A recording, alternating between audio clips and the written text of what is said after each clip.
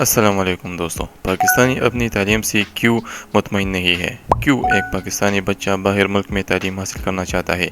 इसकी वजूहत क्या है? पाकिस्तान में तालीम को किन मसाइल का सामना है?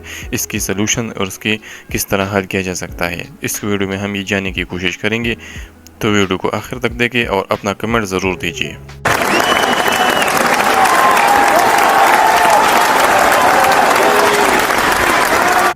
एजुकेशन यानी तालीम एक ऐसा अमल है जिससे हम अपने रवैयों में तब्दीली ला सकते हैं। हम तरक्की के दरवाज़े को खोल सकते हैं, अमीर और गरीबों को यकसा बना सकते हैं, हम अपने रहने के अंदाज को सही कर सकते हैं। लेकिन बदकिस्मती से पाकिस्तानी क्लासरूमों में बेटा हर कोई बच्चा की ख्वाहिश होती है कि वो बाहर मुल्क कनाडा, यूनाइटेड स्टेट, यूके वगैरह में जाकर अपना आला तालीम हासिल करे।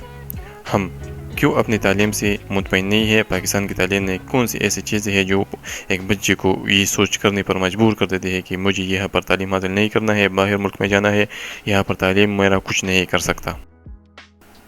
तो अगर किसी इदारे का उस्ताद, उसका प्रिंसिपल, उसका स्टाफ सही हो, तालीम याफ्ता हो, तो इदारा तरक्की करेगा, क्योंकि हमारे क्लासरूम में हमारे आने वाले नस्ल पढ़ा रहता है।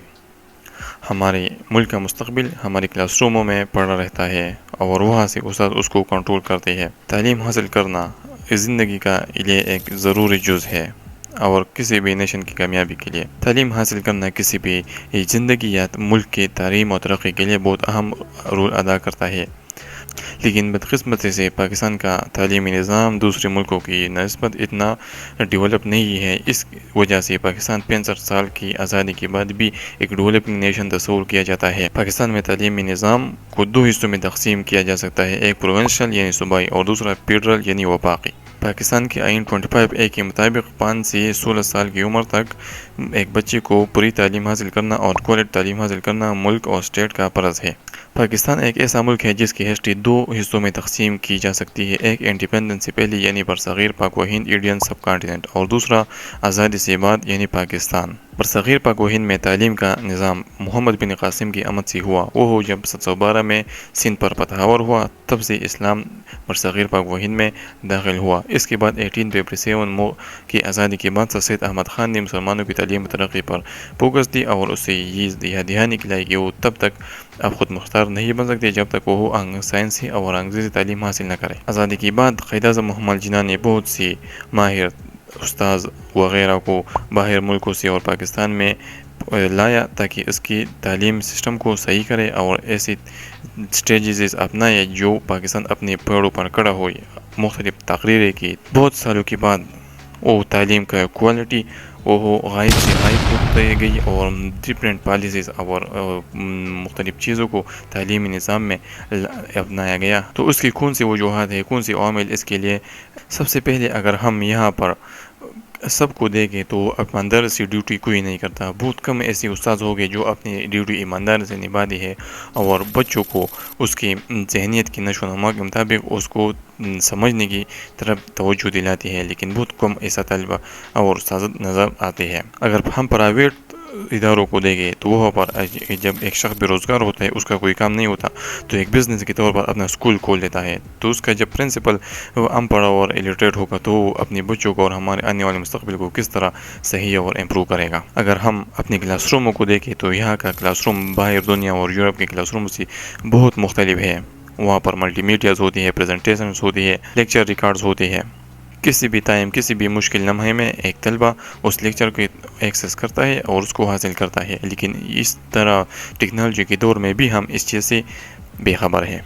बाहर दुनिया में एक उस्ताद का अपने स्टूडेंट के साथ रवैया बहुत फ्रेंडली और दोस्ताना होता है।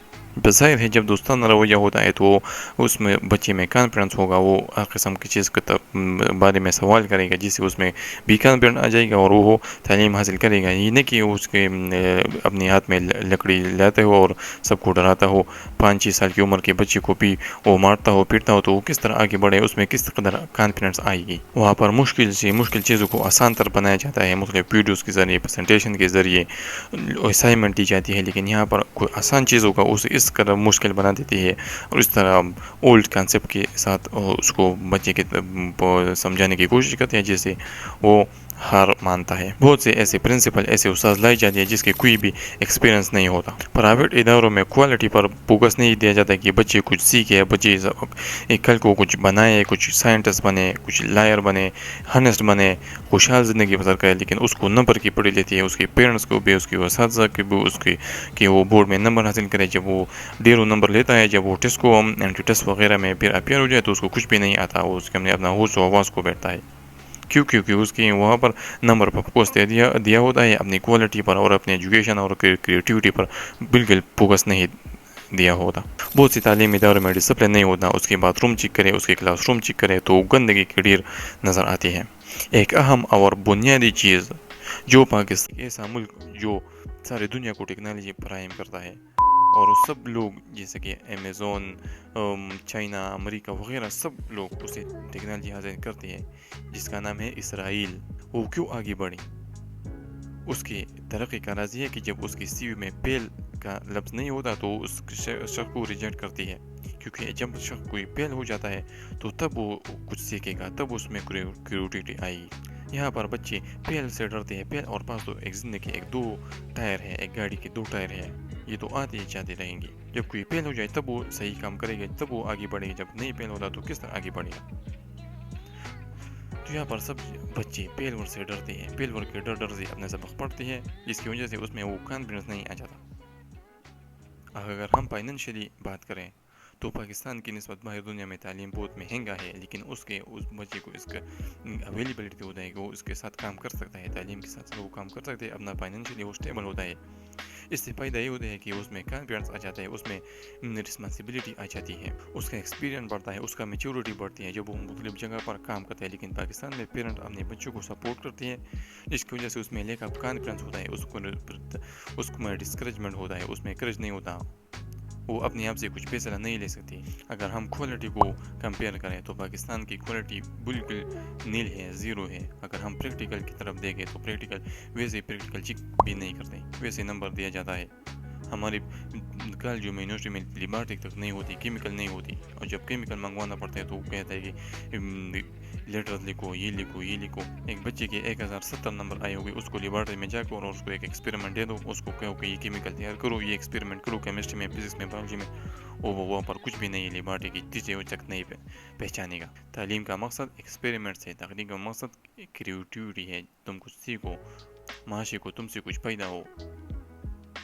नंबर से तो एक पीस ऑफ पेपर होता है, उससे क्या होता है? तो मेरी अपने नौजवानों को ये नसीहत है कि वो अपने आप को क्रिएटिव बनाएं, अपने आप को इंडिपेंडेंट बनाएं। हमारी तालीमी इदारे कोर्स तक ख़त्म नहीं करती, आधा आधा कोर्स पढ़ते हैं फिर रह जाता है। वैसे बच्चे कुछ पढ़ते नहीं और कुछ अपने ट्यूशन्स करती है, अकेडमीज में जाती है, बहुत से टाइम ज़ाया हो जाता है। जब तुमने ऐसा निसाब बनाया है कि वो उस वक्त में कंप्लीट नहीं हो सकता, वो टीचर उसको अपनी हद दर्जे की मेहनत के बाद भी उसको ख़त्म नहीं कर सकते, तो इसका क्या फ़ायदा? तो इस वीडियो को पर यहाँ पर ख़त्म करते हैं, और इसका पार्ट 2 आएगा कि कौन सी ऐसी सियासी दखल अंदाजी है जो पाकिस्तान की तालीमी निज़ाम में ये सियासतदान करते हैं, और उसको क्या वजूहत बनती है, और इसका क्या बनेगा। तो मुझे दीजिए इजाज़त, मिलती है नेक्स्ट वीडियो में।